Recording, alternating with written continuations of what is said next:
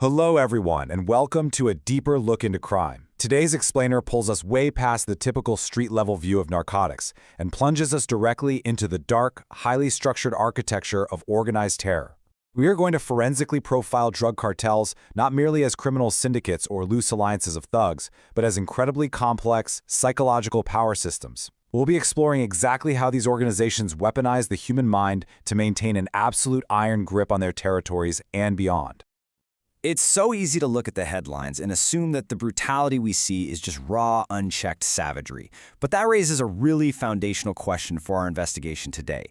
Is cartel violence a savage instinct, or is it a calculated strategy? Well, as you're going to see, cartels function as highly structured psychological ecosystems. They don't just rely on bullets. They weaponize power, fear, and control with clinical precision to manipulate both their members and the public. To understand how they actually pull this off, we have to start at the very beginning. Okay, let's dive into this. Section 1. The roots of violence. To truly understand the cartel soldier, we need to look at Albert Bandura's social learning theory from 1977. Brutal violence is not an innate instinct that these individuals are simply born with. Instead, as Bandura established, it is entirely a learned behavior. Young recruits observe the actions of kingpins and senior members, and when they mimic this extreme violence, they aren't punished. Actually, they are positively reinforced with money, elevated status, and the simple guarantee of survival. Over time, the horrific just becomes completely normalized. Building right on top of that, we have Sutherland's differential association theory. This explains why cartels specifically target and recruit at such a young age. By pulling recruits into a close-knit group where the dominant culture is entirely criminal, the cartel ensures that the recruit's exposure to crime heavily outweighs any exposure to normal, law-abiding society. They don't just join a gang, they are absorbed into a totally self-sustaining criminal subculture where the rules of the outside world simply no longer apply.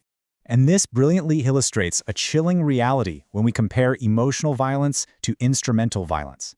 Cartel leaders are not acting out of blind rage. They make deeply calculated risk versus reward decisions. The gruesome acts they order are highly strategic, designed for maximum psychological impact. This means their violence is instrumental. It's literally a tool used deliberately to achieve a specific goal, rather than just an emotional outburst.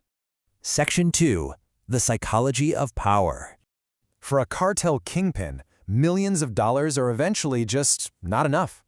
The wealth actually becomes secondary to the psychological validation of absolute dominance. Over time, these leaders often develop severe narcissistic traits, culminating in a literal God complex. They begin to view absolute dominance, territorial control, and their historical legacy as their ultimate identity. Power transforms from a simple business utility into a deep psychological necessity. Because of this intense need for validation, cartels constantly engage in symbolic power displays. We're talking luxury lifestyles, horrific public executions, slick social media propaganda. These aren't just vanity projects or random acts of cruelty. They are meticulously calculated, symbolic moves. Their primary purpose is to reinforce the leader's absolute authority, project an image of complete invincibility, and psychologically intimidate rival factions before a single shot is even fired. Section 3. Weaponizing fear and terror.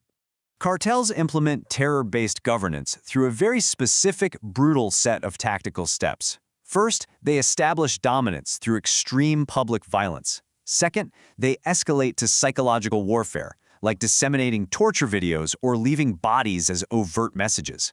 Finally, they engage in symbolic target killings, specifically assassinating police officers or journalists. The ultimate goal of this clinical escalation is to create a state of collective psychological paralysis among the public. If the public is paralyzed by terror, they simply will not resist. To cement this paralysis, cartels project what we call the illusion of omnipotence. By utilizing random violence and sudden, completely unpredictable attacks, they create a terrifying perception that they are everywhere at once. They want the civilian populace and local authorities to feel that the cartel is an all-knowing, godlike entity that you cannot hide from, and you certainly cannot fight against. Section 4. Inside the cartel mind. Now, what's really interesting about this is a common misconception that every single member of a cartel is a clinical psychopath. That's simply not true. While leaders and kingpins often do exhibit heavy psychopathic traits like extreme narcissism and an obsession with dominance, the lower-level soldiers are entirely different. Their violence is socially conditioned and situationally driven. Through extreme desensitization and just a desperate need for survival, regular people are molded into violent operators. This psychological conditioning begins right at recruitment.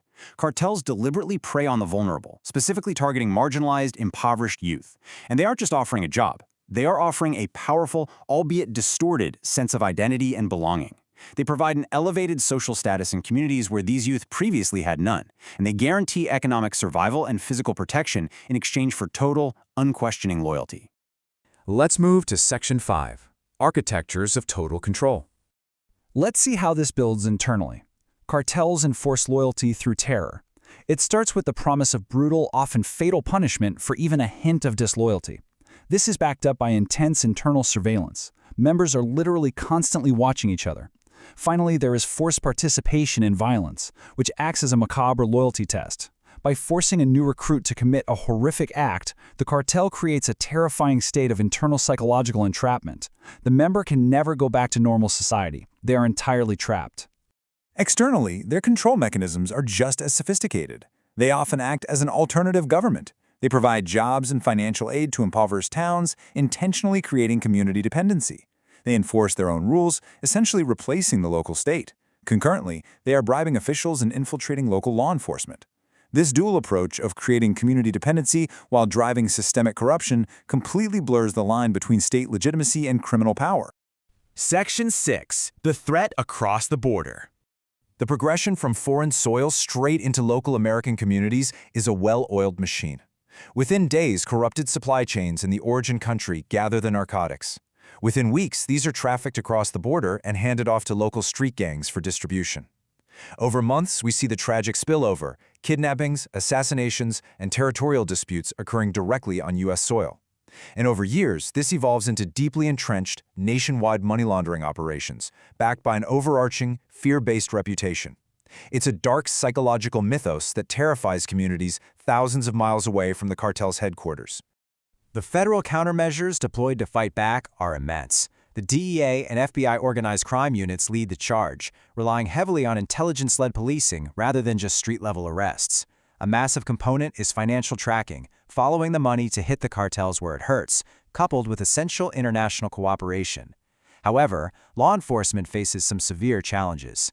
Cartel cells are highly adaptable, incredibly decentralized, and the corruption in origin countries often undermines joint task forces. So, the crucial point, the core criminology thesis of our investigation today is this: cartels survive because they function as psychological ecosystems, not just criminal groups. If we only treat them as gangs smuggling contraband, we will never dismantle them.